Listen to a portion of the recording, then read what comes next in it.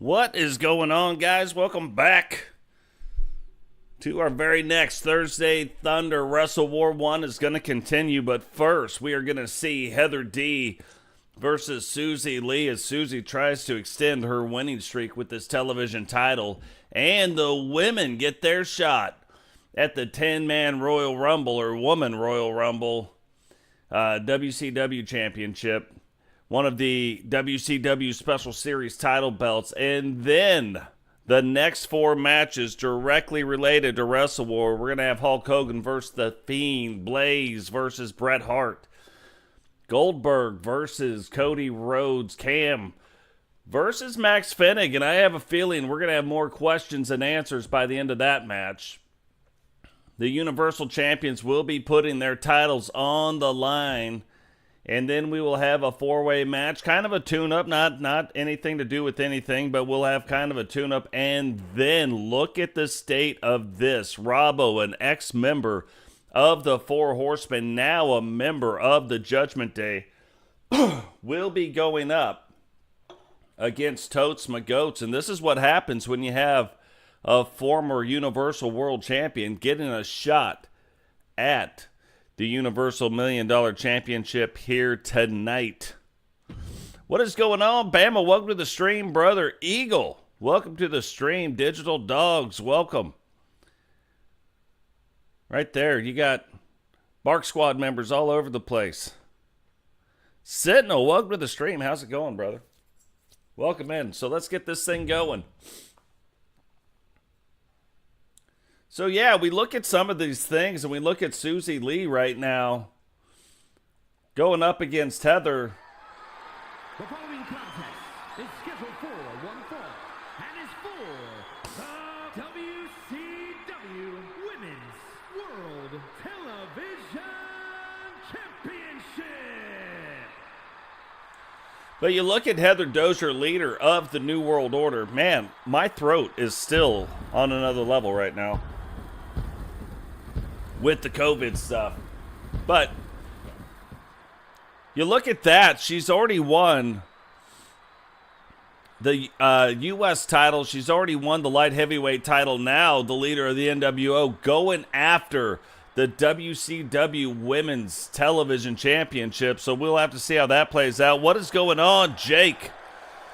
Welcome to the stream, brother. So you see a little throwback. That's how Heather looked in Season 5. She does have a brand new face scan.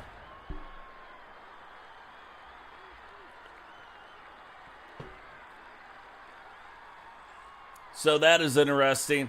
A lot of things. We're going to see another debut here tonight. Repentia, brand new. You guys might have seen her mixing it up a little bit in the Discord.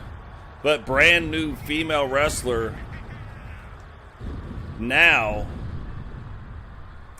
in the WCW.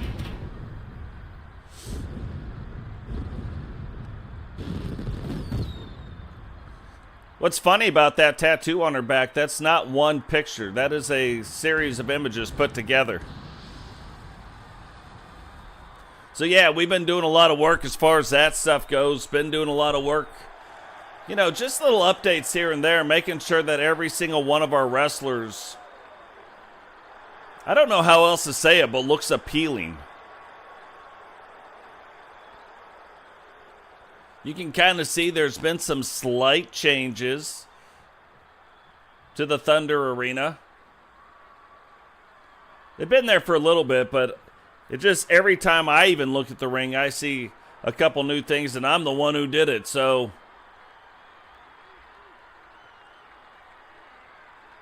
But now we look at Suzie. Suzie making her way down to the ring before Kelly Kidman and Cheyenne Davis were the only person to ever, or the only woman to ever defend this title belt, and they only defended it one time before losing it. Kelly Kidman then lost it to Angela Starr. It went through a series of like one and done. Cheyenne ended up picking it up. If you remember in the Queen of the Ring tournament, the belt was also on the line, so she ends up winning the belt.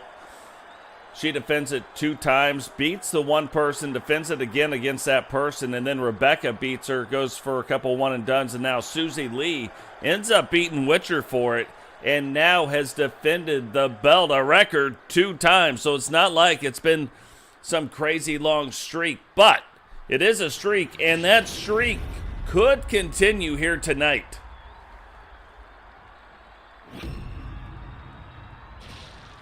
Introducing the challenger from Huntsville, Alabama, Heather Dean.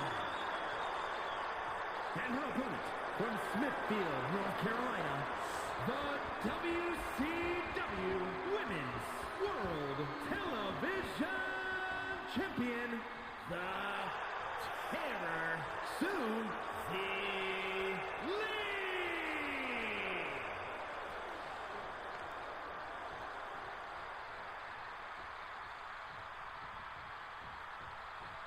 Oh yeah, no, I'm not saying. I think our created wrestlers are the best looking created wrestlers on the planet. But to stay that way, you got to keep improving and always improving and always improving. So sometimes we get some things like if you look in season 6 and you look at Jane's face scan, didn't like it, and you didn't see a lot of Jane. You know what I mean? Now we've changed the face scan, makes a lot more sense. I always thought Heather's face scan was just like a little bit off, so now definitely back on. Oh, look at this. That has got to be the first time I have seen a reversal of the Bulldog. This is the thing about every time there are these little updates, like you get the 1.14, and they do a absolutely terrible job at telling you what they did, to be fair. Absolutely terrible. You would think that the creators or the developers would want you to know the great things they're doing. We see the bad things, right, when it's bad. So you'd think they'd want to see the great things. But the more these updates come out, the more the DLCs come out, the more you see little things like that reversal right there. I haven't seen a lot of that happen ever, especially that rebound where it comes in off that turnbuckle and then back out. We just haven't seen it. So I wish they would put stuff in there like that. I know they probably think, oh, just be boring, just pages and pages of whatever. But I would love to know it. You know what I mean? Especially for the kind of things we do. What is going on, Brooklyn? Welcome to the stream, brother. Brooklyn Joker and MAD beating the Apocalypse over in Blaise Radio's channel, the LTD. So GG's out to him. It'll be interesting to see how things are with that moving forward. What is going on, Solo? Welcome to the stream, brother.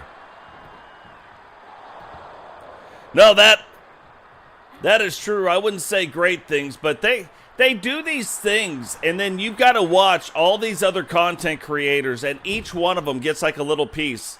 Like there could be like some reversal things or, you know, the updated moves. We see that all the time, but like with the Pat McAfee, that DLC is trash.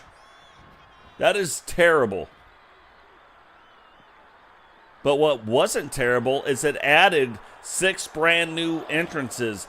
It added some brand new movesets. So when you do the kind of thing like Blaise Radio, Solo Season, myself, a couple of you others that run eFeds, when you do that where it is mainly like created wrestler driven, even the bad DLCs we can make into some great things. So we have been updating some movesets and some other things. And look at this. It's like Suzie has decided that the Bulldog maneuver is going to be, and she's just going to do that Bulldog as many different ways as she can do it.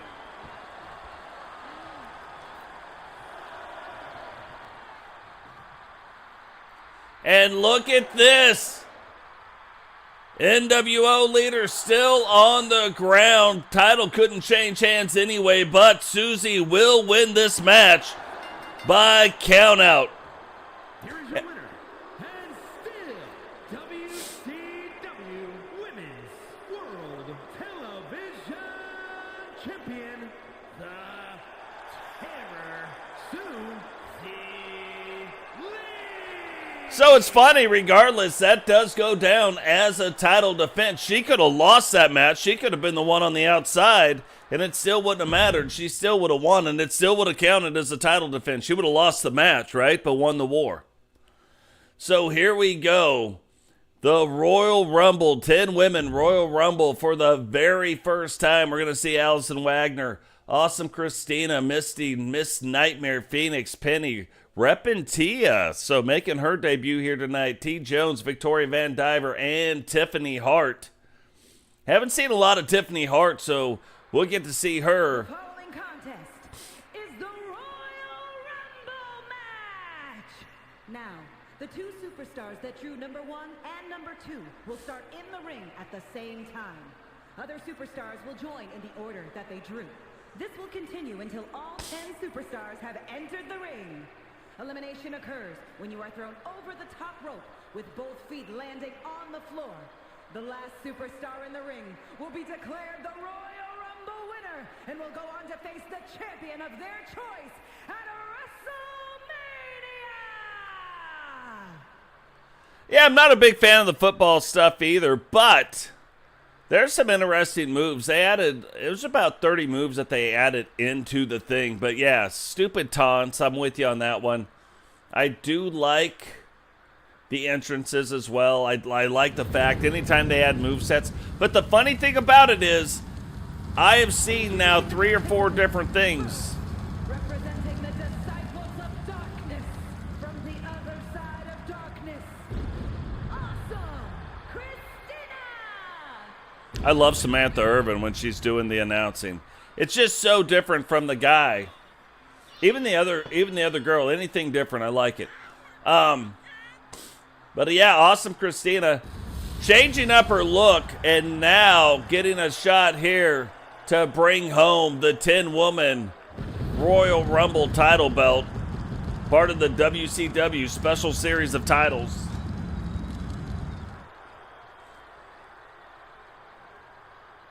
Kind of funny, we had AT&T guys come over. They're supposed to trench in the line. That's what took so long actually to get going, because I thought if they could get it done.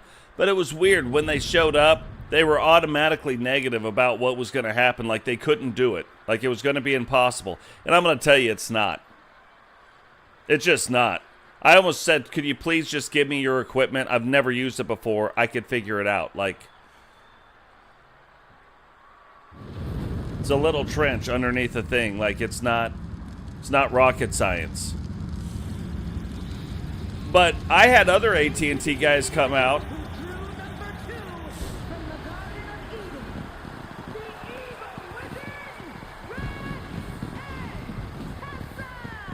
So Repentia making her debut here tonight. Streamlabs, shut your mouth. We are not going to be a moderator in this stream. Every time I do it, you jack things up.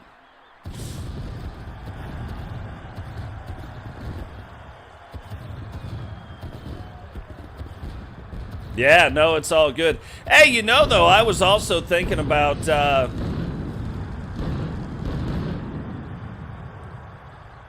not even brought it up to Blaise, but I was talking about, you know, even the 3 of us, maybe just me and you. I don't know. I don't know that Blaise is in on it. I don't think he really cares.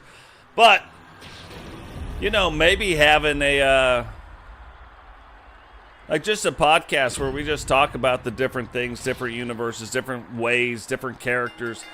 Since there's a lot of carryover. Whoa, right off the bat, Repentia wanting to make a name for herself. Remember, the only way to win this is by going over or putting your opponents over that top rope. And every couple minutes, we are going to see a new person come out. So you look at her, probably one of the smallest wrestlers, probably almost akin to like a Heather D. I don't know which one of those two are smaller, but you can see Awesome Christina, one of the bigger wrestlers that we have. And so you see the big discrepancy between the two of these. The two of these ladies. Oh, watch out. And right away, Awesome Christina out to try to prove something. I think after the last match where she ended up losing, pretty handily. I think she is ticked off now, and so Awesome Christina now a woman on a mission. The women not starting Wrestle Wars just yet, but still trying to get themselves in position. So when you look at what's going on in this match and this title belt will add to somebody's faction, will add to somebody's wrestler, will make a difference in Wrestle Wars when the women get started on their end of it.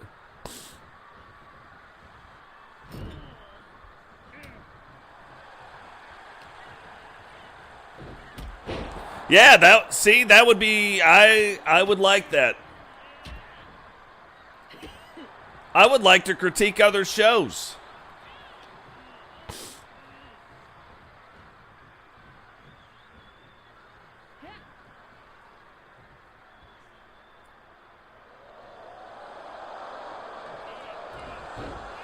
Yeah, no. Absolutely. It would be interesting, I mean, seriously, to look at other people's universes. You know what I mean? Give unwanted pointers to it. Whether they want the pointers or not.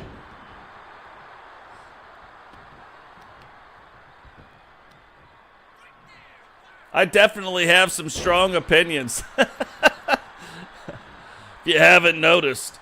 We've got strong opinions, that is for sure. Look at the state of these two women. Because you look at Miss Nightmare also. Miss Nightmare also having something to prove. At one time, a women's universal champion. Awesome Christina, always thought she would have been on the path for a world title. Hasn't been there yet, but it feels like right now it is starting to build up again. We hadn't seen Awesome Christina, and she is one of the original created characters. Like, she isn't anybody that's in the chat. One of the original created characters, the very first one that we made up to start bolstering the women's division. So, thought she was going to be... What? Super kick, alternating super kicks, and then a little dual super kick back and forth. Crazy Penny now, too, making her way down into the ring.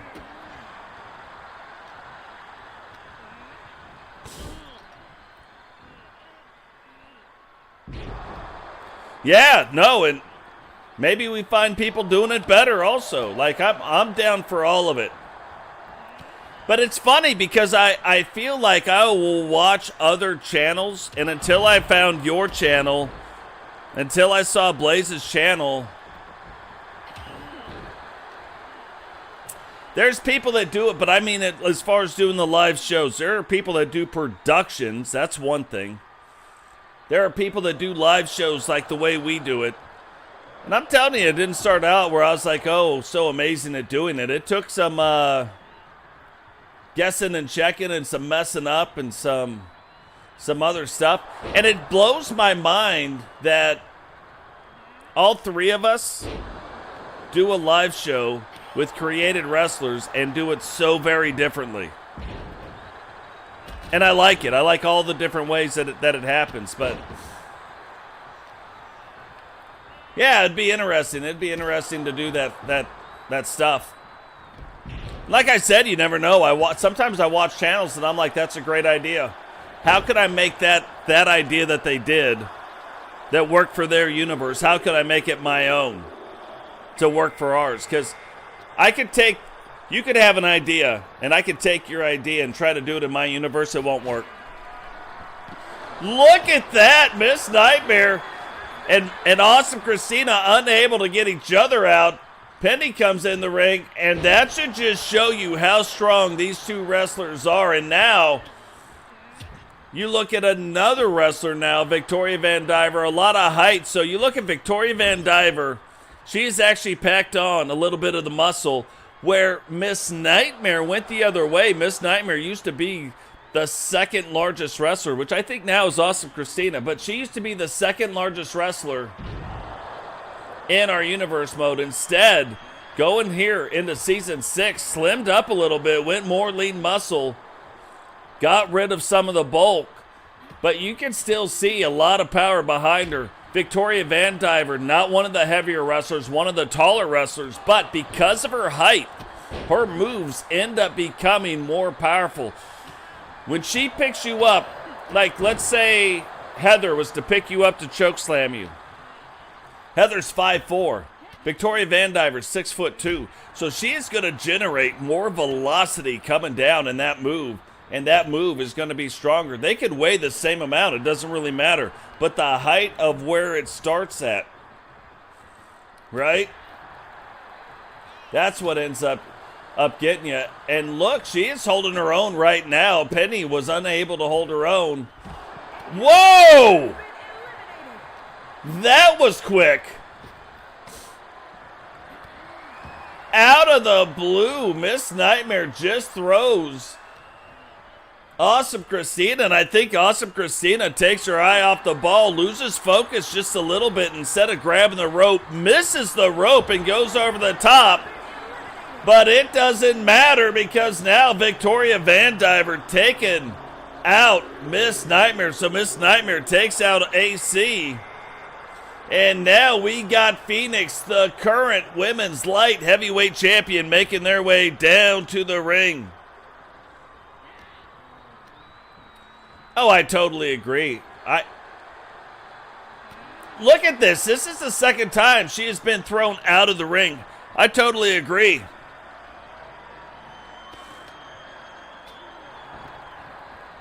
Yeah, and see, that's what's funny, Brooklyn. You know, this universe didn't start on this channel. It started with me. But I started doing it because I was streaming on another person's channel. What I noticed was they were losing subscribers because they were a shooter. Look at this! Phoenix comes in, not quite as big as Victoria, picks her up and takes her right over that top rope. But anyway, I noticed they were losing subscribers, even though it was subscribers that were the wrestlers. So I moved it over to my channel, started doing it. Next thing you know, my channel starts growing because this is the niche of what I do. So, and it's not just me that grew the channel. What's crazy about all of it, you look at Digital, one of the first ones, he's like, you're going to do it. Hey, what is going on, Witcher? Welcome to the stream, sister. He's like, you're going to do it. We're going to do the thing. And then you got Eagle, you got Bama, you got, I mean, it's everybody, don't get me wrong. And then, by some chance, me and Solo end up hooking up. We do very similar things. I learned stuff from Solo. Solo has made this universe better because of the explanation of some of the sliders. Like I knew some of the sliders, but then seeing the sports style betting, we don't do it that way. We do it by if you win a title belt. So we have a system. And I would love to sit down and like really get more into the system. I do have a stream. There was a stream. It's a short 15-minute stream where I talked about it. But we need to do it more so more and more people understand. The title belts in here do matter. What's funny, the title belts in solo season universes, they matter as well. For completely different reasons. But they matter. There's not a lot of title belts. You look in our universe, there is a lot of title belts. There's the standard title belts. And then to keep the integrity of our universe, I finally figured out we need a special series of title belts because there are some very unique ideas and some unique match types that we have had over the year.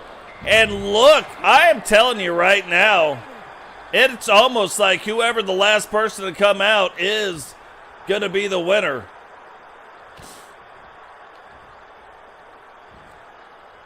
There is 2 minutes in between, so longer than normal. There is 2 minutes in between in this 10-woman Royal Rumble event between competitors coming out. You can have up to 8 competitors in the ring. In the men, we saw that happen. But in the women so far, they are keeping a clean ring. It got up to 4, and then they were like, hey, knock it off. Cut it out. Knock it off. Cut it out. Yeah, there we go.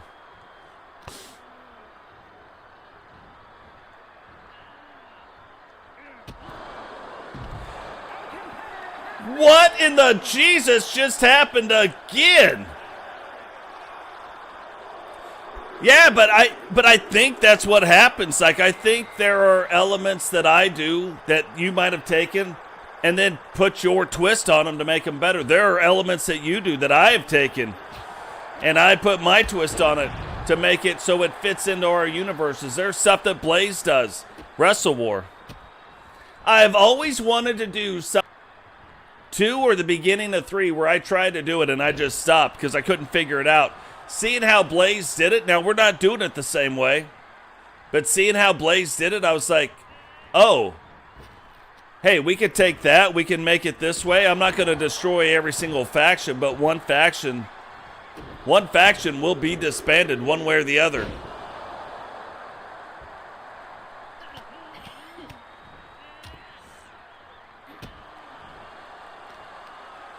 I'm hoping my lawn guys didn't cut my wire, my internet line.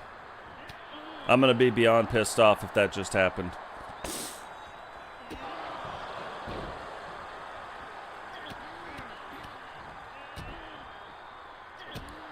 But yeah, I think it's a thing where, like, you see other people doing things very well, and then there'll be things that you want to take to make you better. I watch people do stuff, and I'm like, oh, that's what we shouldn't do. But until your channel and Blaise Radio's channel, I wasn't seeing people do it where I'm like, yeah, I could take that and use that. The only other people I was seeing that were doing it really well, it was a production.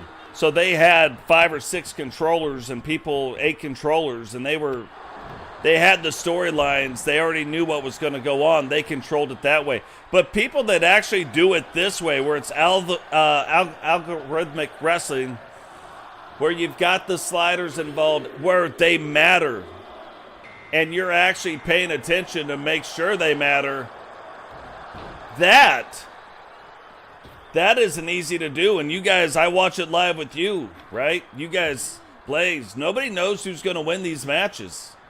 Now, there are ways, me and Solo have talked about, there are ways to control it sometimes, but you can't control all of it. So that's why I've got books and books and books and books. Like, just books and books. That's some of it. That's like a 1/10 of it. There's another set down there. There's another stack over there. I just bought 6 more 1-inch binders. And Allison coming in, immediately cleaning house. TJ, though, and I'm telling you, ever since we got TJ with her brand new face scan, did she just win it? Was that it? Here is your winner and the new WCW Underground Non-Stop Champion, Hyper Bark Squad.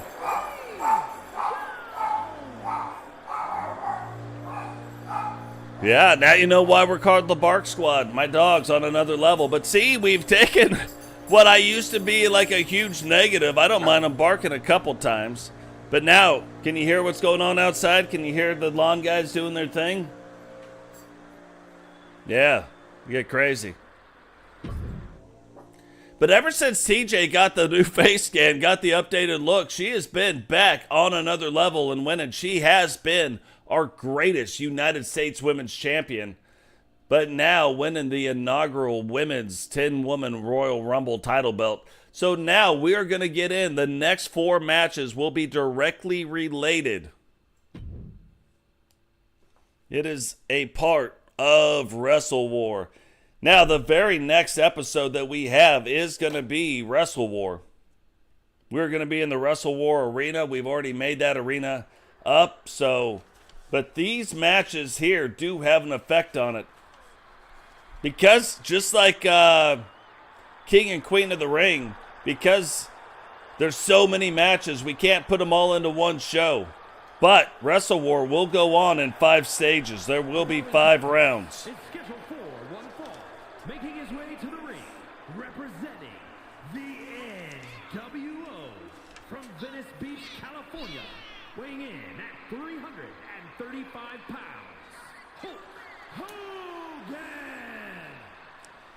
So Hulk Hogan making his way down to the ring.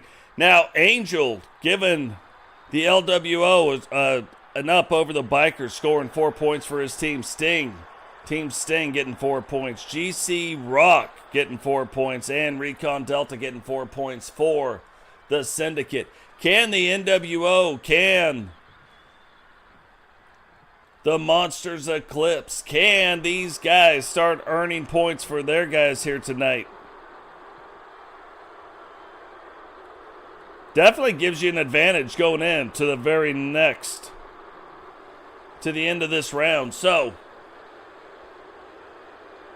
8 singles matches, 4 were on Nitro, 4 will be here tonight. And then on Wrestle War, we're going to have 4 four-way elimination matches. We're going to have 4 8-man tag team matches that are going to be elimination. And we're going to have 2 8-man elimination matches. All scores points. 3 points for the win, but you get 1 point for a pin. So you could be scoring points and lose the match. In an 8-man match, what happens if you pin 6 guys and the guy who wins the match only pinned 1? Well, they got 4 points. You end up walking away. You lost the match, but you end up scoring 6 points. So you also get 2 points for submission. So not a lot of submission masters, right? But teams that have submission specialists really need to use their submissions, because you can score 2 points for that. So 3 points for a win, 2 points. 2 points for a submission, 1 point for a pin or a knockout, because in some of our 4-on-4 matches, you are going to have knockouts. But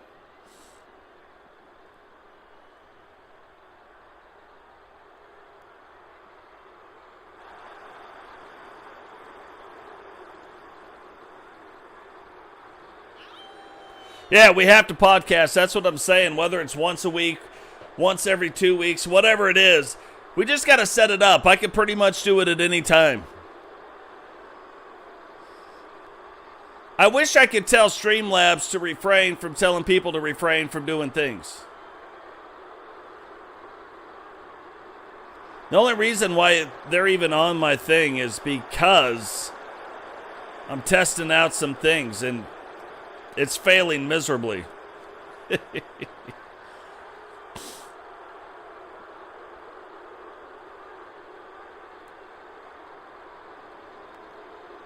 You know, I had one of my buddies actually send me the sign-up form for announcing. You know what I mean? Hey, and I would be giving you money right now, too. I got to figure out how the Cash App works. Most of the time, my wife does it. You know what I mean? So, yeah, I got to figure out how it works. Because I am with you. We got to support each other. Speaking of that, you know what we can do?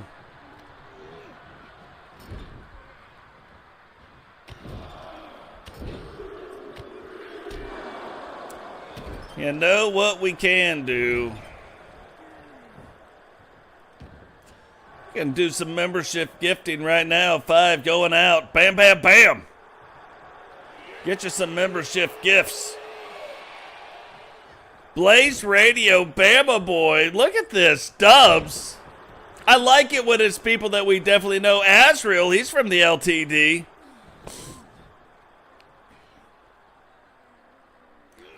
And Willow. Nice.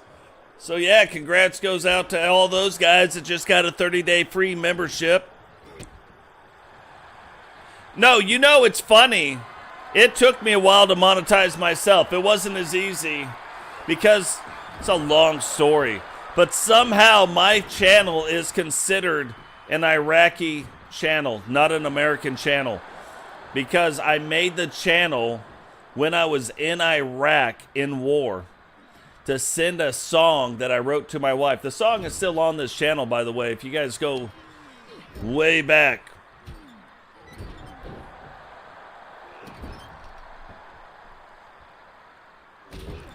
But yeah, so anyway, that's how it started. And then I started streaming a little bit, and then I started making some videos of like Battlefield, the early days of the division. Then I was a division streamer for a long time, but it just, that game and then trying to get started with that game, not easy.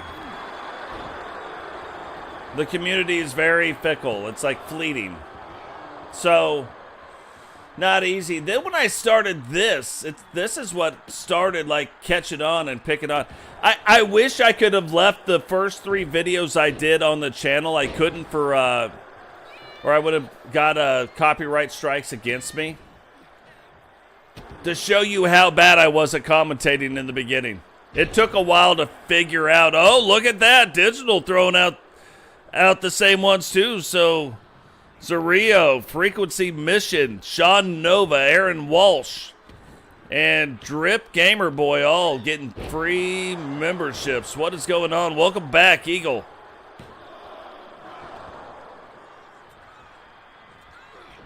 So it's hard to break into the division to do that. I play the division,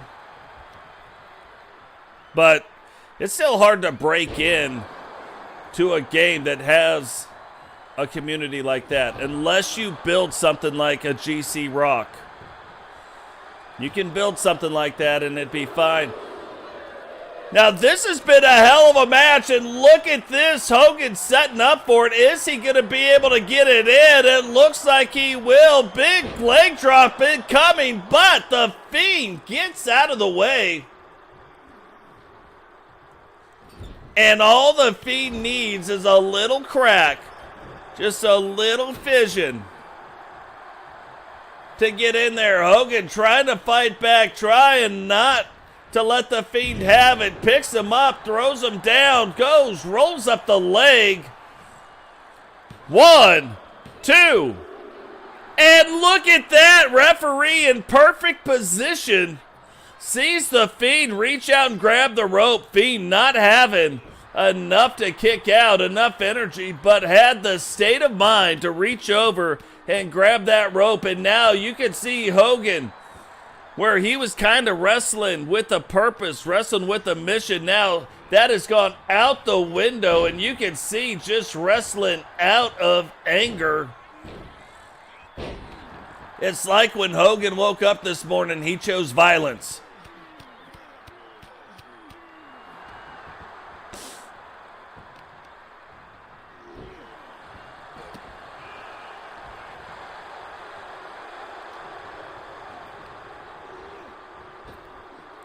Oh, I wasn't even talking about call wrestling communities.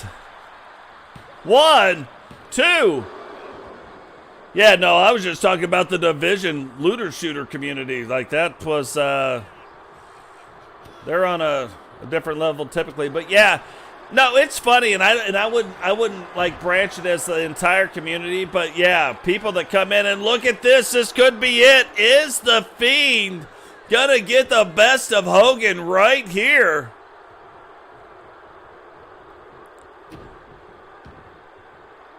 Doesn't, but it looks very calculating. Like, you see the mask of the Fiend and you think, oh, crazy dude, but if you watch what he does and how he wrestles, very calculating. Hogan didn't get out of that. The Fiend let him out. 2. And Hogan now kicking out, and look at the Fiend. Maybe he's going to start losing a bit of his cool now. The Fiend now taking him up top. Hogan, though, not going to have it. Hogan not ready to take that kind of a bump. Gets the Fiend up. Whips him.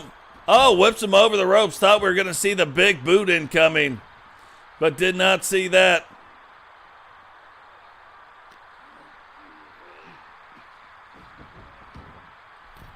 Yeah, I'm going to tell you the first 600 subscribers were all based off the division.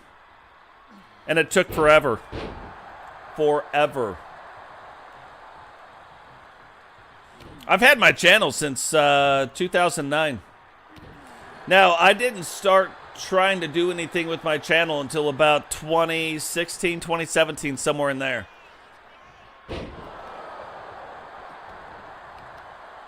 But I'll say this. If you're trying to grow a YouTube channel and whatever you do, you got to find your niche. You got to find your thing. And there it is. That has got to be it. Grabs the leg. 1, 2, 3. And the NWO will score themselves 4 points right there. Here is your winner, Hogan. Man, you're looking at two icons in wrestling going after it. What a great match. Look, Hogan's like, yeah, you got to play him a little air guitar after that. He's got to be pumped up. Getting a win over somebody like the Fiend. You know, Hogan's he's beat them all, to be fair. And now he's beat the Fiend as well.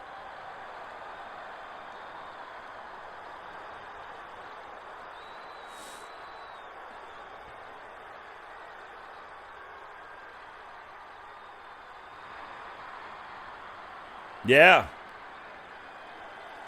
Yeah, you know, I wish we could go back. I listen to a lot of different wrestlers when they talk about the stuff that they did, and listening to Bret Hart talk about Hogan. Very interesting story. Hearing everybody talk about everybody, to be fair, is interesting, but I always thought it was an interesting story where... And it gives you a lot of insight into McMahon. And it also shows you why the WWF at the time started its decline. When you start telling the talent things are going to go one way and then you go a completely different way, you know, the locker room, they don't get behind that. You know what I mean? So... Anyway, interesting stuff. I always find it interesting what they talk about. But Bret Hart, speaking of the devil, Bret Hart and Blaise McCoy getting ready in a singles match for Wrestle War. Remember, the next 3 matches, this match and the next 2, will be a part of Wrestle War.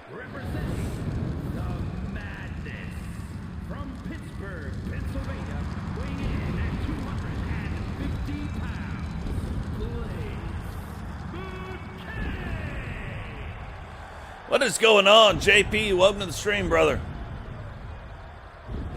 Man, and if you guys haven't checked out what is happening, William, welcome to the stream. If you guys haven't checked out Solo Season lately, I am going to assume you're all already subscribed over there. But if you haven't checked them out lately, there are some things happening over there. There are some storylines happening. Some things happening in front of the scenes and behind the scenes that you're going to want to go check out. The champion over there, Weapon X, making some moves, doing some things, starting what I call the Evil Empire, but what he calls the Empire. Taking on JP. So some of the guys that you know, some of the people that even started out here are over there. Starting to make some waves, starting to make a name for themselves. From Calgary, Alberta, Canada, weighing in at 235 pounds, Bret the Hitman Hart. Vipero over there making moves. Andrew Dubbs making some moves. Your boy Totes McGotes over there, he's making a couple moves himself. So, lots of interesting stuff going on. It's starting to get really, really interesting. And I'm telling you, it's not where some of our storylines take a long time to happen here. A lot of them don't. A lot of them happen pretty quick here. There, they take a while. It's like a fine wine. It's got to age. It's got to marinate. It's got to do what it's got to do. It's got to be like sitting in the right barrel, fermenting, right? So. Lots of stuff, so interesting things happening over there. Normally, I would be like, oh, I'm going to do this, this, and this. But I try to slow everything way down and let the story develop. That way, we can tell the stories in the ring. We tell them in the Discord, and it gets told also in the ring. So Seriously, go check it out. Lots of good stuff going on over there. If you guys want to be a part of it and I created your wrestler, let me know. You can almost let Blaise or Solo know, to be fair, because all the wrestlers that I'm re-uploading have LTD and Solo Season, SSW, SSU in there. So, not hard to find, but you got to be involved. It's not just, oh, yeah, you got to cut promos, you got to do stuff, got to have some thick skin. Don't take it personal, have fun with it. Create the wrestler in your mind and then make it happen.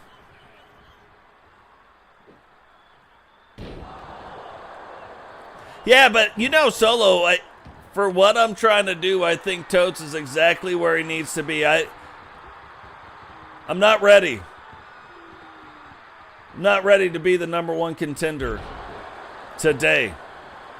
Next week, maybe. We got some stuff to do with Ebola. If we can do that, if we can beat Ebola, we got some. We'll start focusing on some other things. We'll start making some of the moves known. You know what the moves are.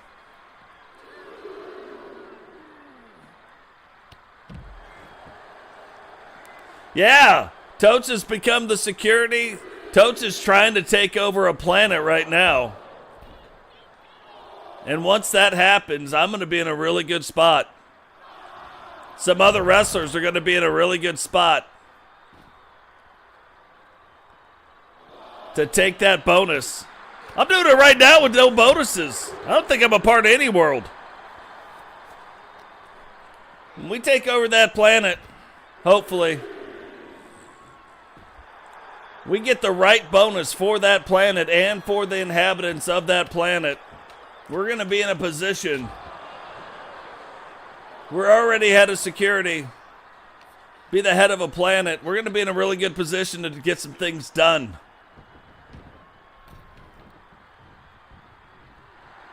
The Empire should watch themselves at that point.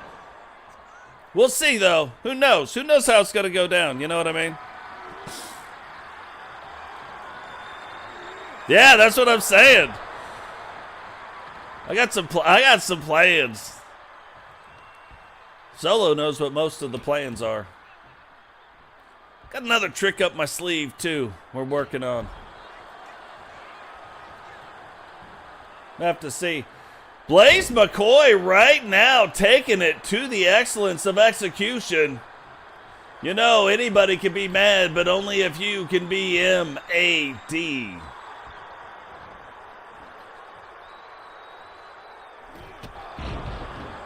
Very cool to see a couple of the MAD wrestlers now wrestling in the WCW. You got Blaise McCoy, you got Brooklyn Joker, both members of the MAD. Bret Hart now fighting back, and this is the thing you got to watch out with Bret Hart. Bret Hart knowing how to make things work, knowing how to do things and do all kinds of other stuff. When you think you got Bret Hart down, you don't necessarily got him down. So nobody knows that probably better than Blaise. So Blaise keeping an eye on, and maybe Blaise trying to suck Bret Hart in right now. Maybe do a little rope-a-dope. Do the thing that, oh, look at this. Look at this. What is he doing?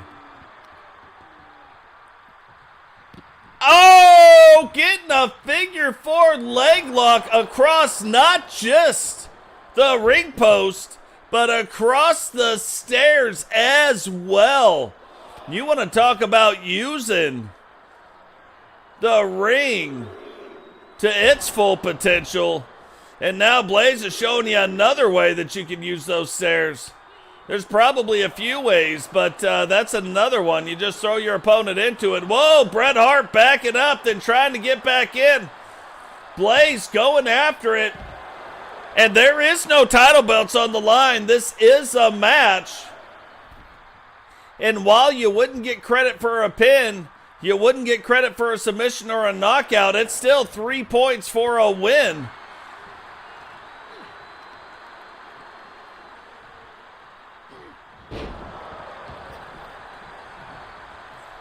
Oh, the big man takes it somersaulting over the top rope. And Bret Hart says, no thank you, sir.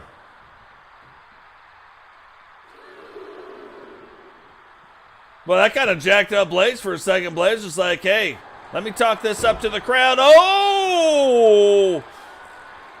He rolled him out away from the ropes, so Blaise cannot grab onto the ropes, but this would have gave right there the Hart Foundation 5 points, 3 for the win, 2 for a submission. So losing by submission definitely gives the other team an advantage, but Blaise fights through that, and now they stand toe-to-toe, mano-a-mano in the center of the ring. Blaise coming out on top of that. What is going on, Leo? Welcome to the stream, brother.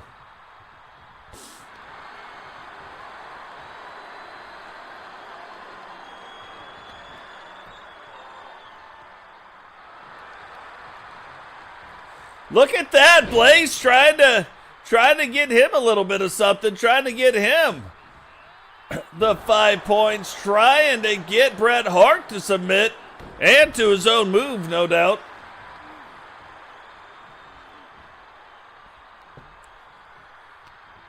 That would be a smart play right there. Now, what's funny about it, everybody has submission moves. Just not necessarily finishers, so anybody can make anybody submit. You know what I mean?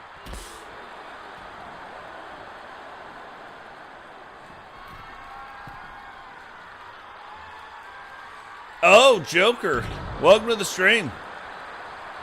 Or welcome back. Rolls up the leg, too. And I'm going to say, if you were going to lose to Bret Hart, at least that wouldn't give him the extra point for the submission. Bret Hart now bringing him out to the center of the ring. It almost makes me feel like he's going to try to get it on him. And this might be it. But he rolls him closer to the ropes, but I don't think he can reach him. And there it is, our very first submission in Wrestle War. Here is your winner, Bret the Hitman Hart. So right now, ipso facto, the Hart Foundation leading all other factions in Wrestle War because Bret Hart put the submission hold on. Oh, the brother of Joker. Well, hey, brother of Joker, welcome to the stream. But puts the submission hold on Blaise McCoy. Blaise tried to get it onto Bret, but didn't quite work out that way. Realize these matches, I wrote down the teams randomly. I just wrote down the teams.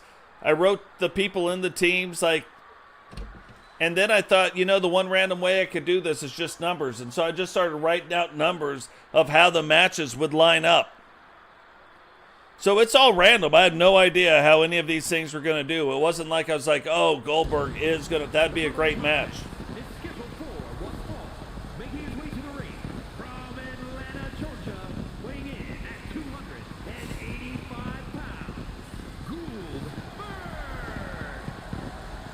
And what's funny with the tags and the thises and the that's, teams can actually kind of switch up what they're doing moving forward. If one of their guys just got dominated in singles matches, you wouldn't want them doing it again, so you'd probably want to put them in like a tag match or something like that.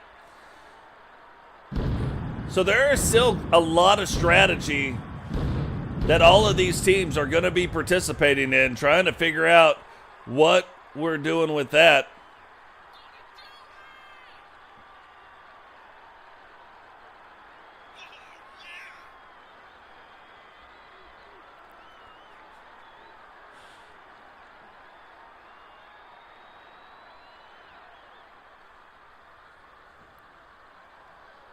But Goldberg right now will be not really a member, but will be representing the New Blood. One of the New Blood's advisors, the only advisor that we know of, to be fair, but an advisor to the New Blood will perform and will compete in Wrestle War with the New Blood to try to help get them some shots. Could you imagine the New Blood winning Wrestle Wars and then them getting all of these title shots? But still, no easy task. We know that Cody Rhodes, Braun Breaker,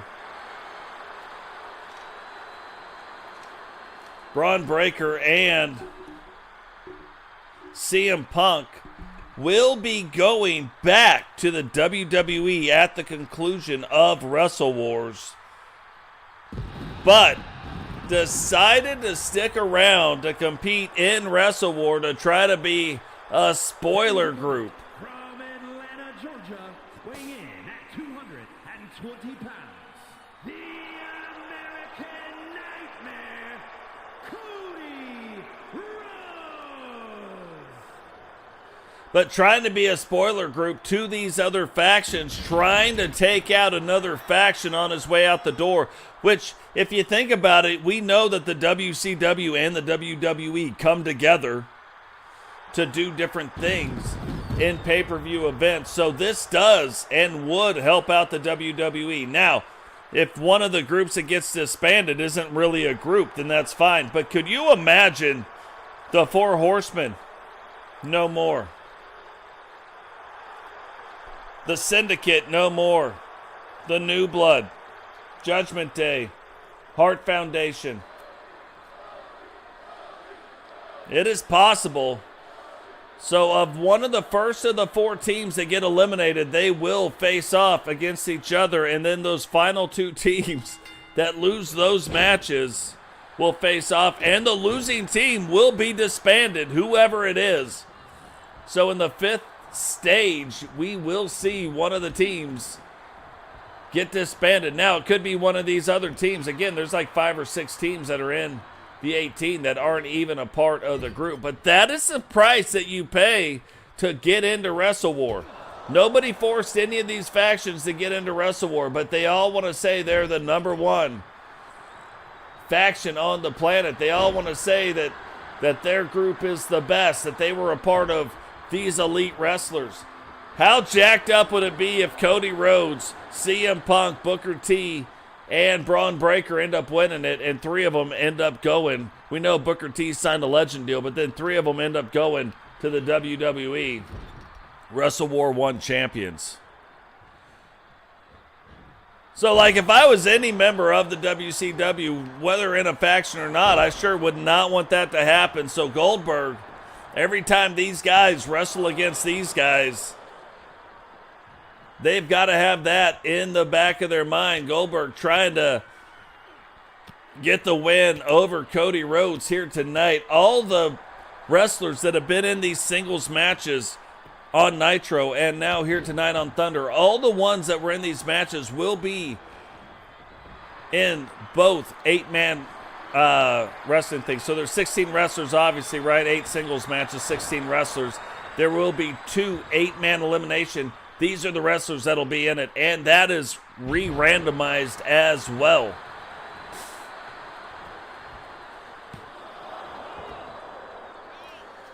What is going on, Hazig? Welcome to the stream.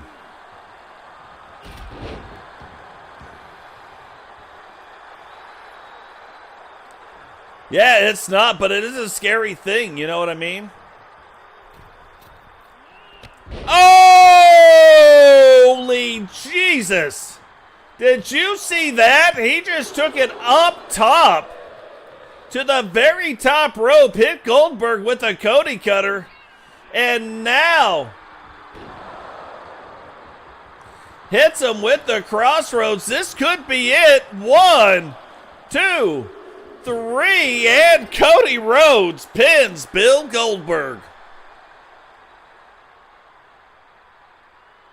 Here is your winner, the American Nightmare, Cody Rhodes.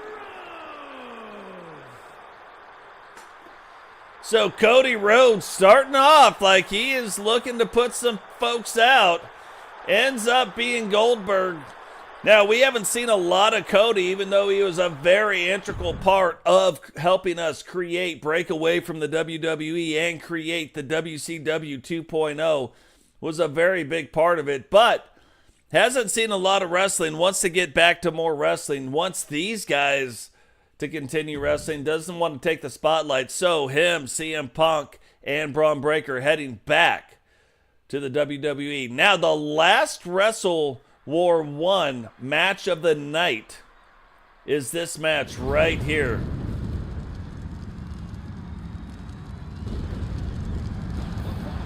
It's scheduled for one fall, making his way to the ring, representing D-Generation X from Harlingen, Texas, weighing in at 205 pounds, Coyote Cam!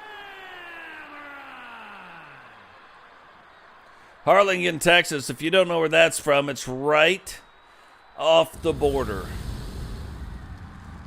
I actually had to reroute one of my flights and went through Harlingen, Texas. Well, the plane, before it lands, goes into Mexico to come back to land again in the United States. Or at least the route that we took. So it was kind of different. Representing the Syndicate from the wasteland, weighing in at 273 pounds, Max Fenig. So far, Max Fenig, we thought he was out of the Syndicate possibly, but looks like he is still in the Syndicate. Could be acting as Jay Savage's bodyguard. We don't see a lot of wrestling out of him, but tonight, on loan to a different group. And this is kind of some of the smart stuff. You look at what Jay Savage is doing. Jay Savage, leader of the Syndicate. But now, with an extra member, loaning them to another group, because at the end of the day, if something happens and the Syndicate doesn't win, but the group that he loans Max Fenig to does, Max Fenig still gets all those title shots. So just another way for the Syndicate to stay on top of the competition. And you look at some of the innovative stuff that those guys are doing. No other faction is doing that. So now D-Generation X, the smallest member of D-Generation X, and a full-fledged member of the Syndicate, even though he's on loan to another group, in the ring. And look at this. Even though Max Fenig, we don't see a whole lot of him here as of late. We don't see him wrestling in the ring. Thought there might be some ring rust on him, but he has not. We are not seeing any ring rust. Cameron right now really needs to get this turned around. Max Fenig, very powerful wrestler. Cameron covering up, trying to stave off the initial offense, the initial onslaught that is going on, and unable to do it. Remember, tonight in the main event, we will be seeing Robbo's debut in the Judgment Day, and we will see Totes McGotes defending the Universal $1 Million Championship. It's going to be crazy to see. Like right now, we have seen Totes beat Paul the Thing, Dominic Sting, Bret Hart, Goldberg, and now Robbo going after the $1 Million title. Only ever tried to go after it one other time, lost to Bill Goldberg. But we'll try to end Totes' streak tonight. Totes has defended that belt 5 times in a row. Will he extend the record to 6 before Goldberg had defended it twice? Did it twice, defended it twice, 2 times. But now Totes done doubled that up. Has already defended it a record 5 times. Going for 6 here tonight.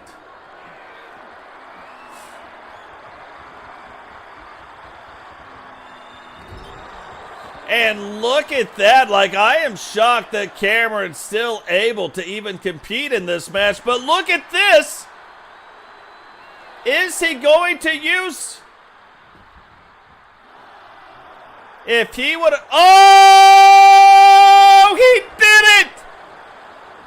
You want to talk about a crazy win.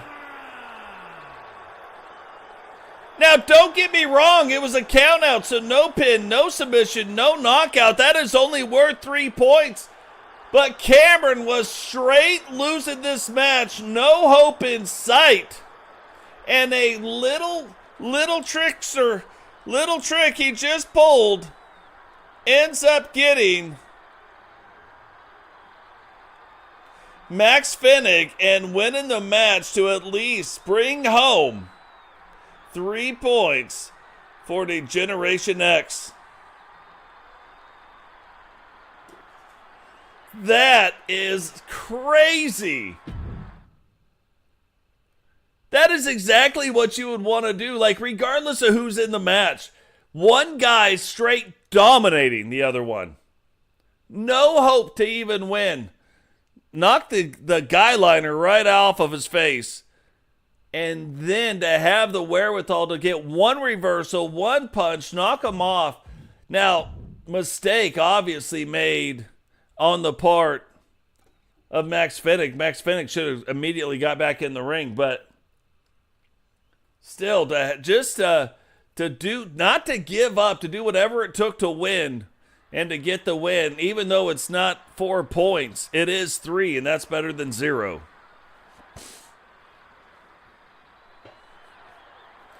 Yeah, and Zach, welcome to the stream, brother. Didn't tell you that, so definitely welcome to the stream. Yeah, he is the son of a horseman, to be fair. If you guys don't know, Coyote Cam is my son.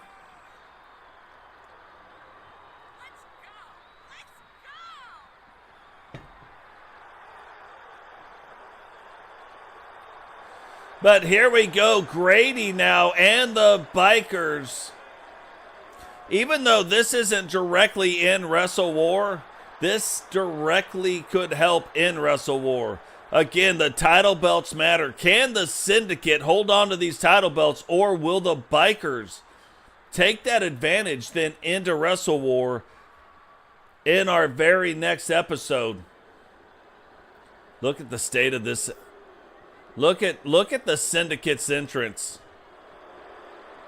It's pretty awesome.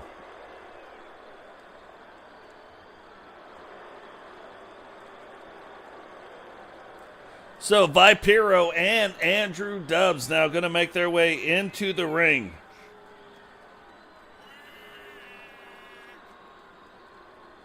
You know, and they've had a long kind of history back and forth.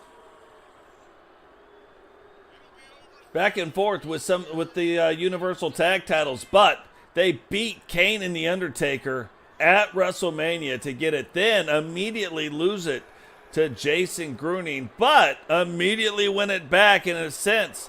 Tied the record for the most title defenses now. Simba and Grady, 1 title defense. Kane and The Undertaker, 1 title defense. Andrew Dubs and Vipero, 1 title defense. Can they extend the streak? Can they break the record right here, right now? And it's funny, the Universal Tag Titles, one of those titles, you know, was only defended or fought for 1 time in Season 3, 2 times in Season 4, 3 times in Season 5, and now 4 times so far in Season 6. So not defended a whole lot, but it will be defended right now.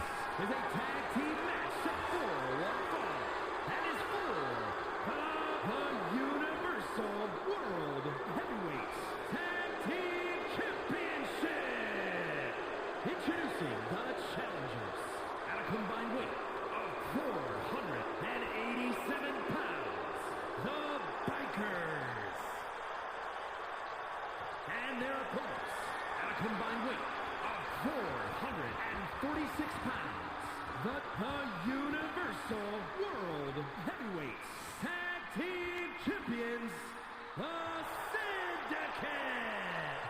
That's crazy. There's probably no other time in the history of Grady and Herbie fighting somebody that they are going to be bigger than the other team, but they do outweigh the other team by about 40 pounds. So, slight size advantage right now going to the side of the bikers, but the Syndicate obviously wrestle much bigger than they are and have a chance right now to break the streak, to set the new streak record. Are they going to be able to do it? We're about to see. And look at this, Herbie, who has not had the best start or the best go of it in Season 6 so far, off to a fast start, gets Stubbs thrown into the corner and immediately gets Grady tagged in. I was like, what is Stubbs doing? He's not going to be able to reach, but he does reach, goes up over the top, and gets that jumping neck breaker, and now gets Vipero tagged into the match. So both teams working really well so far together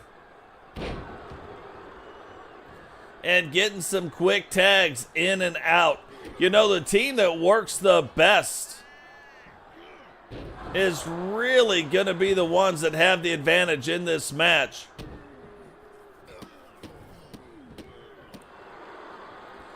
And one of the reasons why, I want a news show is because Grady right now has the most negative points against him that is put on by the game. And look at that, Vipero off that top rope. But Herbie in to break it up. But as of late, Herbie has done very, very well. So starting to dig his way out of that now. One thing that could help that out quite a bit is getting a win here tonight, getting those tag team belts wrapped around his waist. But you can see the Syndicate not really down with that sickness. And Vipero's like, yeah, get the guy tagged in. I'll let you do it. But really quick tag-ins. Andrew Dubs gets in, one move, gets Vipero back in. Vipero, look at this, controlling the ring against both wrestlers. Referee kind of getting in the way. Vipero, though, not having that.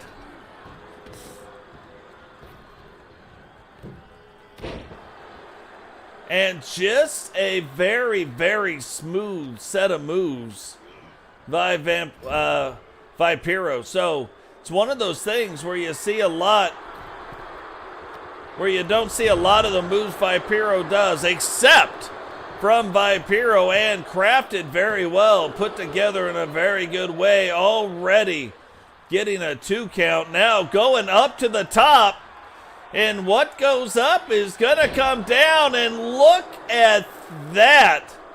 Thought he would go for the pin right there. Does not, however. Instead, trying to get Grady off of his game a little bit. Again, whips him into the ropes. Oh, that is the move that usually sets up his finisher. But Herbie able to get out of the way, get things turned around, grabs the leg. 1, 2. And that was one more than I thought I would have been counting. Herbie now goes, gets Grady tagged back in, Vipero, and you can see what the Syndicate is doing right now. Syndicate trying to keep Andrew Dubs as the freshest wrestler, letting Vipero handle what he is handling right now, handle the majority of it in the ring. We have seen these guys use this tactic before, and obviously it has worked. So, using that same tactic here tonight, not worried so much like a lot of other tag teams get worried about setting up the right matchup. So this guy tags in, and then I tag in, he tags in, we do that. No, the Syndicate typically known for one of them going, and it's not always Andrew Dubs, it's not always Vipero. Usually it's Andrew Dubs trying to shoulder the big part of the load, wearing down the other two wrestlers, then tagging in Vipero, and Vipero ending it. And that has worked tonight. Looks like that is being reversed back around a little bit. We're right now trying to keep Dubs as the fresh one.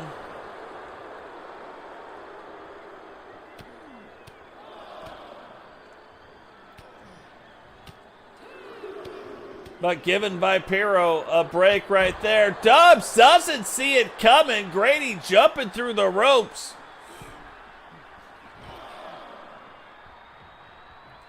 And Dubs back in the ring.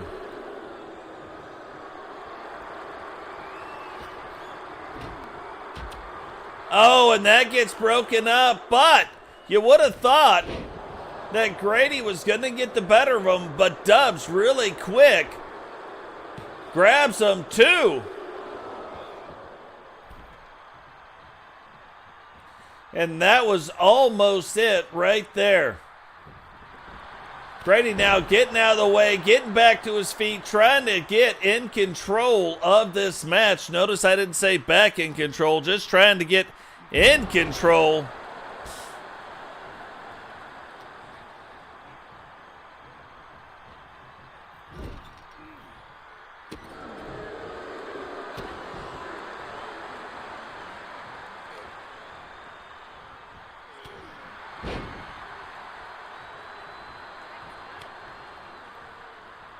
Yeah, I've seen the other one to download. I just doesn't line up with the Syndicate quite as of yet.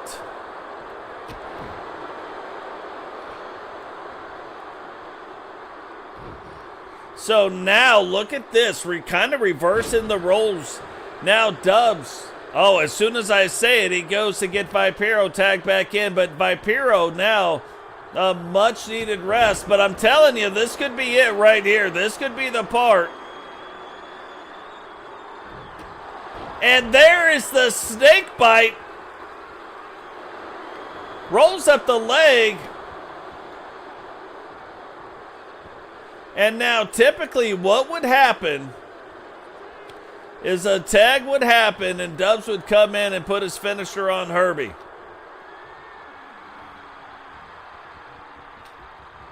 But Herbie fighting through it. I think he knows what's going to happen. It's like these guys probably have scouted him out. Herbie picks up Dubs. Goes, hits him. That's his finisher. One. And only a 1 count. Herbie can't even believe it.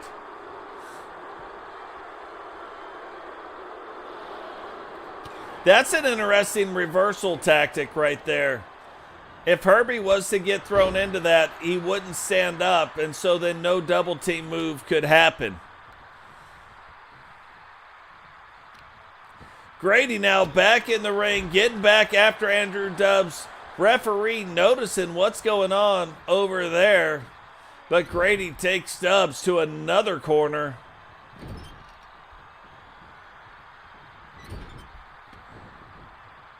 Oh, that is a huge smash. Rolls him 1, 2. And Vipero a little late getting in to help out, but Dubs kicking out now. Herbie, and this could be a problem. That would have definitely been a problem, but Dubs doesn't get caught up in his finisher.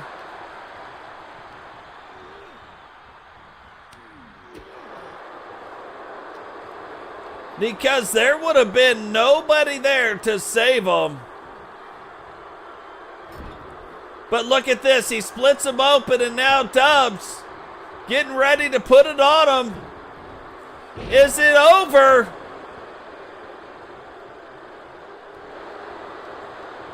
Rolls up the leg and a 1 count.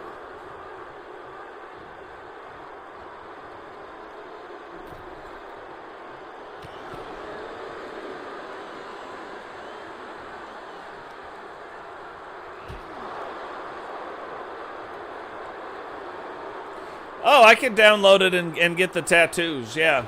Yeah, that's not a problem. That is no problem.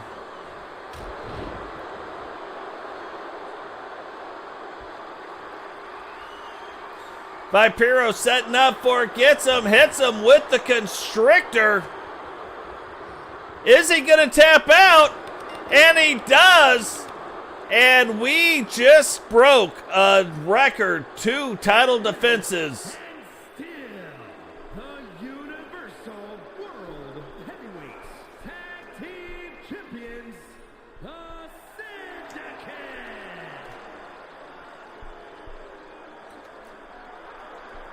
So breaking a record.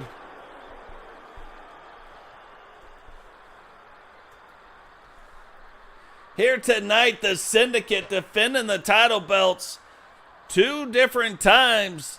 And so this could be a thing where the streak really starts happening right now. One of the better tag teams that we have ever seen. Now we're down to the final 2 matches of the evening. These 4 are going to have a tune-up match going into Wrestling Wars in the very next episode. And then the main event. Totes versus Robbo, former Horseman, joining the Judgment Day. Tried to rejoin the Horsemen, but it did not work out.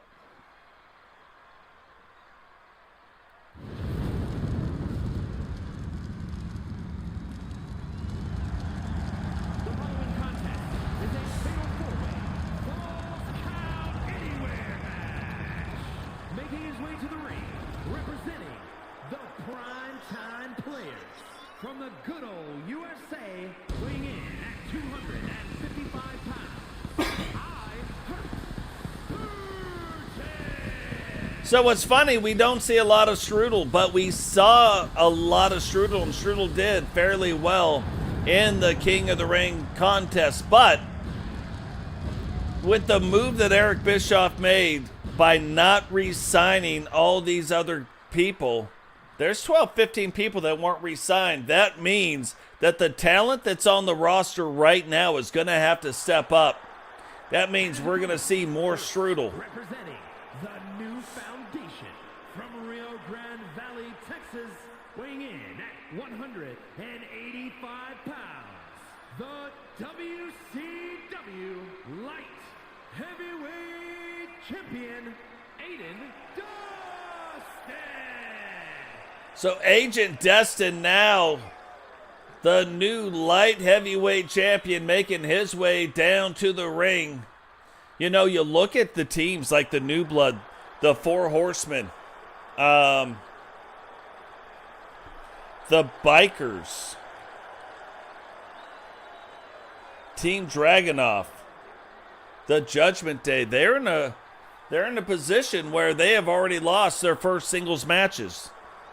Now, don't get me wrong, things can get turned around, things can change, and things can happen. But they still ended up losing those matches. So they're playing from a little bit behind. Now you look at like the Hart Foundation, the New World Order, Team Cody Rhodes, D-Generation X, the LWO. Washington, weighing in at 269 pounds,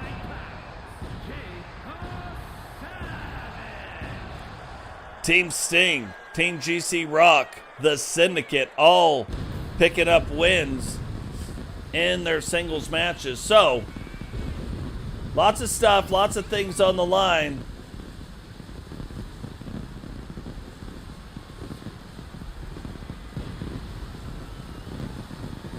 And even though this match right here tonight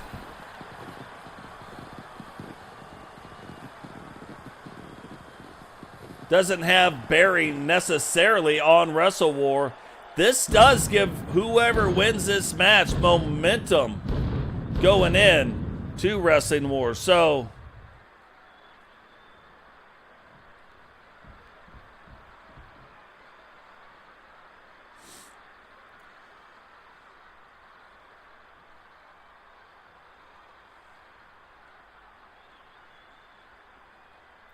you got to think about it. Robbo at one time was the leader of the 4 Horsemen.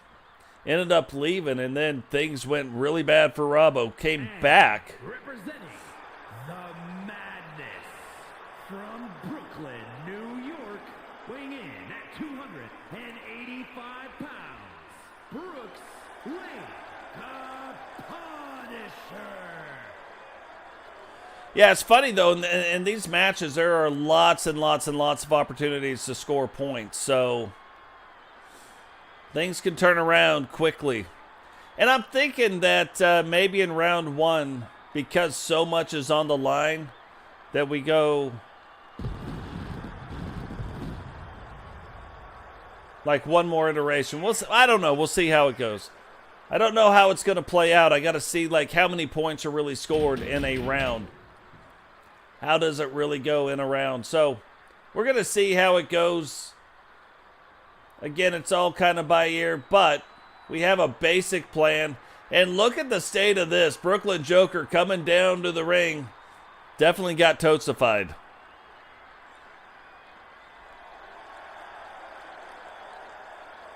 But that dude is freaking.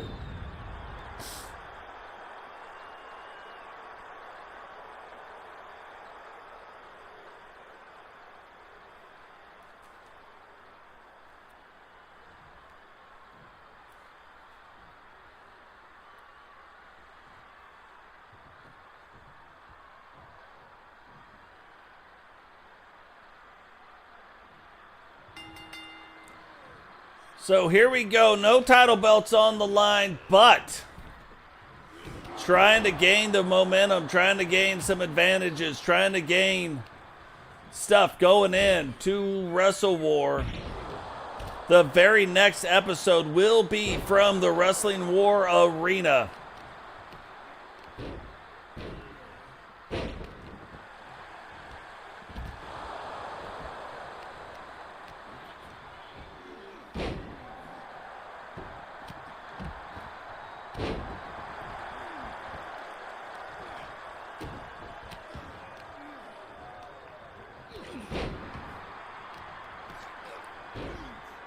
So we've got these guys going in on the outside of the ring. We got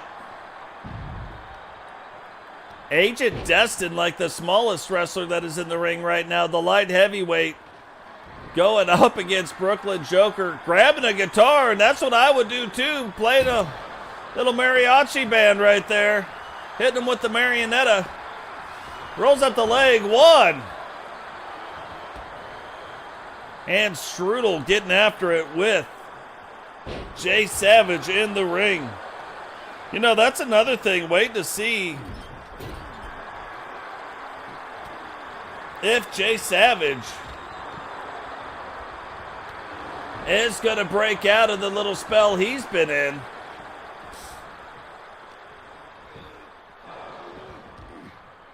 Kicks out in one, and I would have thought Brooklyn would have been dominating Agent Destined, but this goes to show you Agent Destined, since joining the New Blood, really taking on some of the teachings of Goldberg, taking the direction, the leadership direction of Suzie Lee.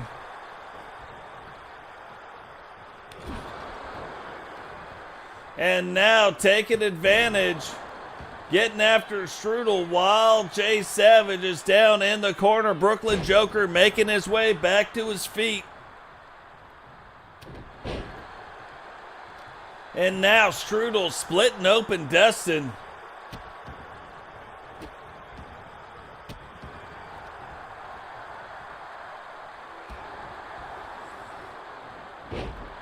And look at the height. Look at the height of that. Strudel gets thrown up into the air. And it was a long way to come back down.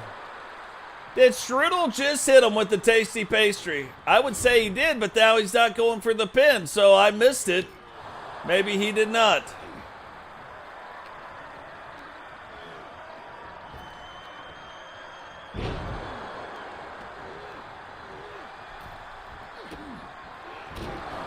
Well, tasty pastry right there, but look, Jay Savage rolls out of the ring wisely. That could have been all over but the crying right there.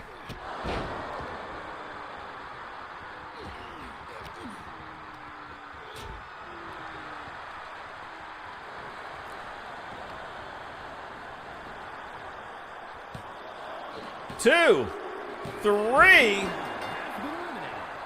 And that'll show you just how powerful Brooklyn Joker is. Brooklyn Joker was kind of getting dominated a little bit by Agent Destined, but again, the moves don't have the same impact. So able to withstand a lot more of the moves, but is he going to be able to withstand the triple butterfly? Maybe he was going to, but then he took a guitar shot right to the head. 1, 2, and kicks it out in 2.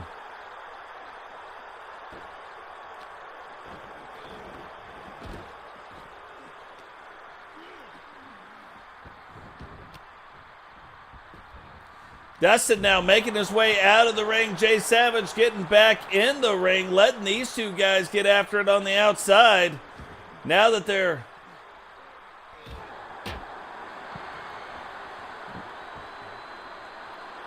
Now, oh, look at that. Jay getting jacked up by the referee. Brooklyn, though, still trying to get after. No sells that choke slam. Strudel gets choke slammed. And Brooklyn letting you know, like, check out these muscles. Watch my moves. Watch my grooves.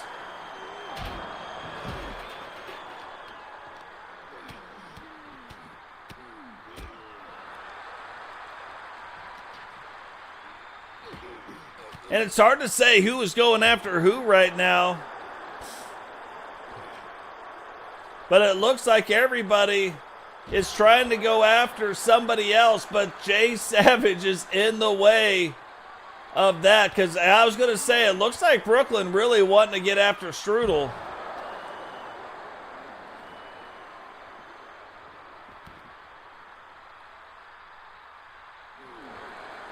And you can see that is starting to take its toll on Strudel. Brooklyn now rolls up the leg. 1, 2. And kicks out in 2. Did you just see that?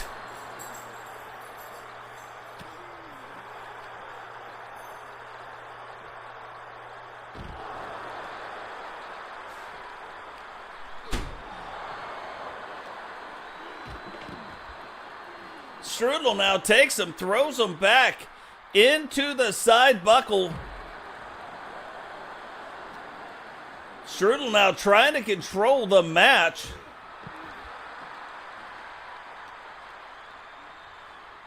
And I was going to say, doing a really good job of controlling the match.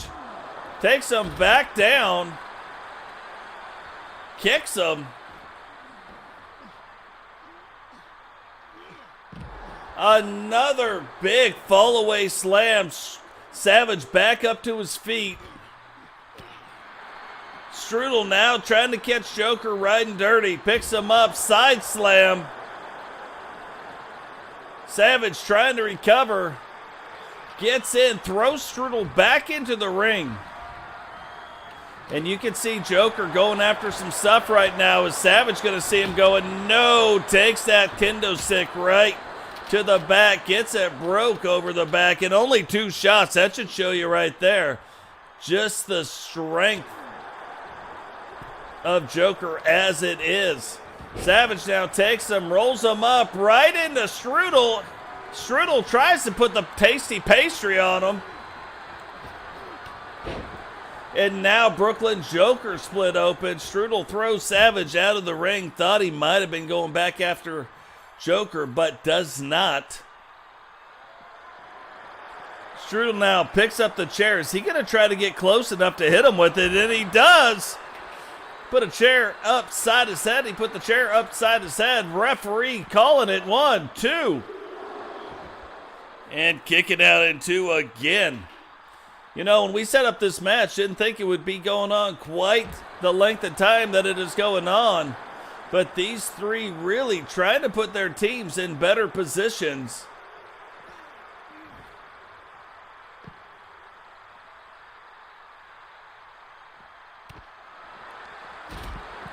And Savage doing a number on Strudel, like the shoulder and bicep area, but Strudel gets back out of that. That's like a little reverse tasty pastry. 1, 2, 3.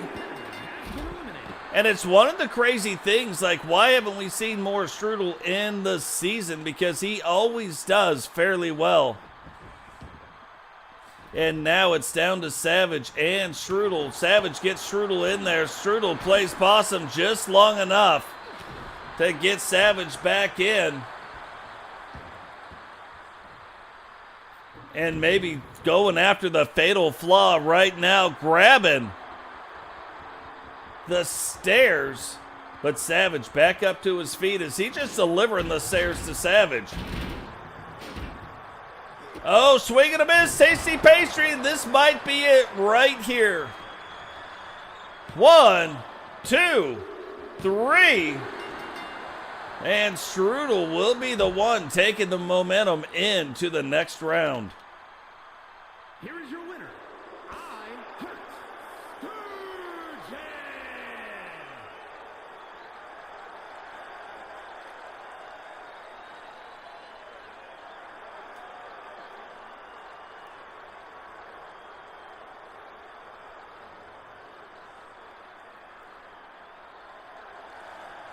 So Strudel getting the win. Strudel doing very well in the King and Queen of the Ring tournament, and now winning here again tonight. But that brings us to the main event of the night, the last match. Universal title belt on the line. Will it be the former leader of the Four Horsemen or Totes that takes home and retains the title? Totes again already breaking the record. It's scheduled for one fall, and is for the Universal $1 Million Championship. But already breaking the record for the most title defenses, set at 5. Previously, Goldberg had defended it twice on 2 different occasions. But now, the brand new look of Robbo.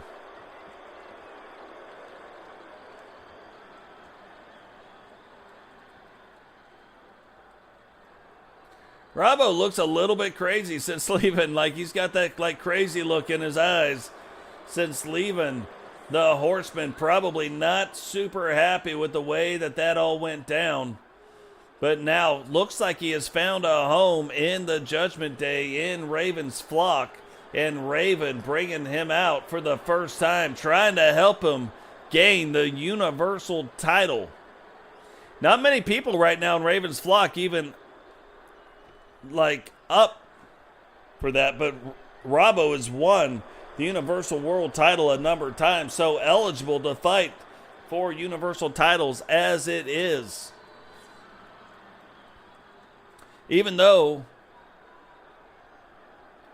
I don't think, even though he hasn't won the world title in the WCW. Usually that is one of the precursors to get you to where you're going. But the Universal title and its heritage has come over since season 2. So you will see a few people that aren't world champions still eligible to fight for the Universal titles.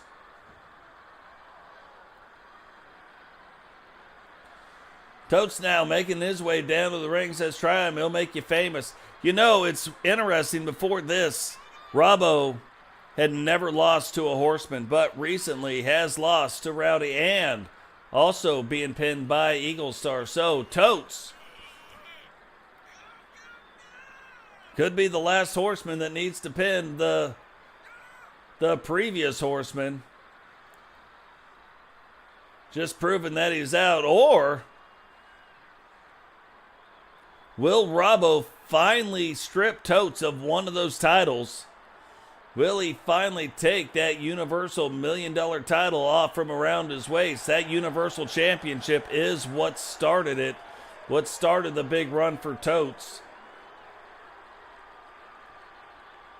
And then later on, actually it was the United States title that started it. And then 2 episodes later, Totes ends up winning the Universal title. So, putting the title on the line here right now. From Wolverhampton, Southampton, England, weighing in at 220 pounds, the Machine, Robbo. And his opponent, from Huntsville, Alabama, weighing in at 258 pounds, the Universal $1 Million Champion and the WCW United States Champion, Frankie the Reaper Fingers. And him and Eagle Star are the 8-man tag team title holders as well. So, there is that. The Horsemen were talking about pairing Eagle and Bama up to do that, but Bama had a match that he had to fight in. And so now Eagle and Totes lined up, at least in this first round of Wrestle War, as a tag team. Again, that could change. You know, you could change as it moves through, but I would say as long as they're the 8-man tag team title holders, that's probably the best way to go about doing it. So here we go. Robbo trying to get off to a quick start against Totes, something that not many people have been able to do, but Recon Delta recently beating Totes and ending that 20-win streak for the King of the Ring. Now, again, no title belts changed hands at the time, so Totes still holds on to those 2 titles, but in his very next match goes out and wins the 8-man tag team titles, actually has 3 belts. And this is something we have seen here and there from Totes. Not a whole lot, but taking it up to the top of the ring. And I'm going to tell you right now. Oh, look, grabs the legs. 1. Trying to get a quick pin in there, maybe catch Robbo off guard. Robbo not expecting the pin to happen so soon.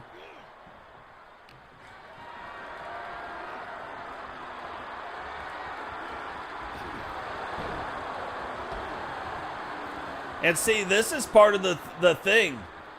When Recon beat Totes, it wasn't that he staved off an onslaught. He stayed in control almost the entire match. Then when Totes tried to come back, held Totes' comeback off, kept it very minimal, and then ended up coming out of it with the win. So Robbo,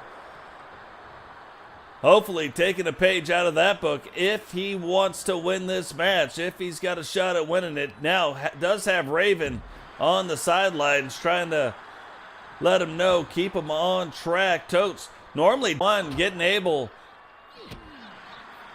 to sustain the offense for very long. Totes probably had the longest stint of it.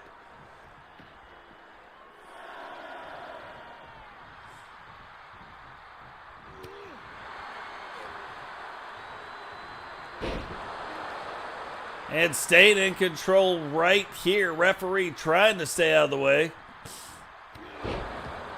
Huge clothesline. Now grabs the leg, but look at this. Referee not sure what to do. Kind of got caught in limbo a little bit there. And that might have been a 3 count had the referee counted it right off the bat. But one big boot deserves another. Robbo turning it around. Hitting Totes with the big boot. Referee putting the turnbuckle back on. What is that all about?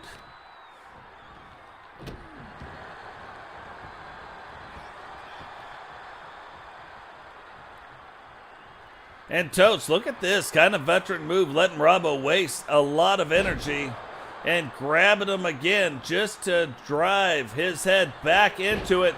Went for the clothesline, instead gets hit by a big boot again.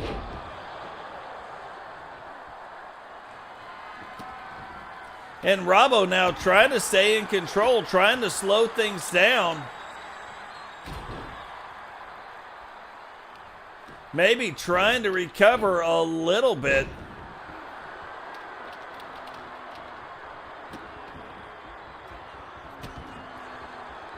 And it seems to be working. It looks like Robbo's starting to gain a little bit of confidence, starting to gain a little bit of the momentum. Oh, going off that center rope. Big forearm. I was going to say, grab the leg. 1, and only a 1 count. Whips Totes into the rope, grabs him, belly to belly suplex, but look at this. All of that is just about taking it out of Robbo, taking it out of Totes as well, who takes another boot to the face. But I'm going to tell you, that might not be the best place to hit Totes. Like, hitting him in the head might not be the most productive place to be hitting him. But look at this, immediately rolls out, rolls back in, splits Robbo open, hits him with the extraction. 1, 2, 3, and that is all she wrote. Totes will retain the Universal $1 Million Championship. And still, the Universal $1 Million Champion, Frankie the Reaper Fingers. So it looks like Totes back to his winning ways after losing the King of the Ring, the Recon Delta, in the main event tonight, retains his $1 million Universal title. Guys, that is going to do it for us here. Remember, drop a like on the video. Subscribe if you're new. Turn on the bell notification so you don't miss any time we go live. Share the video.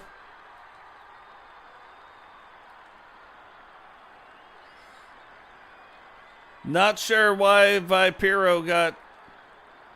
That's got to be a weird button push thing.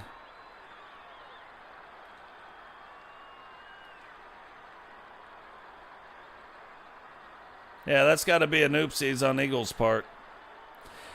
But yeah, go check out each other's channels. We've got a lot of content creators in the chat, so go check out each other's channels. Get involved. Go check out Solo Season Universe. Go check out Blaise Radio. It looks like we're going to try to start doing a podcast between at least me and Solo, which will be a lot of fun. So check that out when it happens, and we will catch all of you guys in the next one. Peace.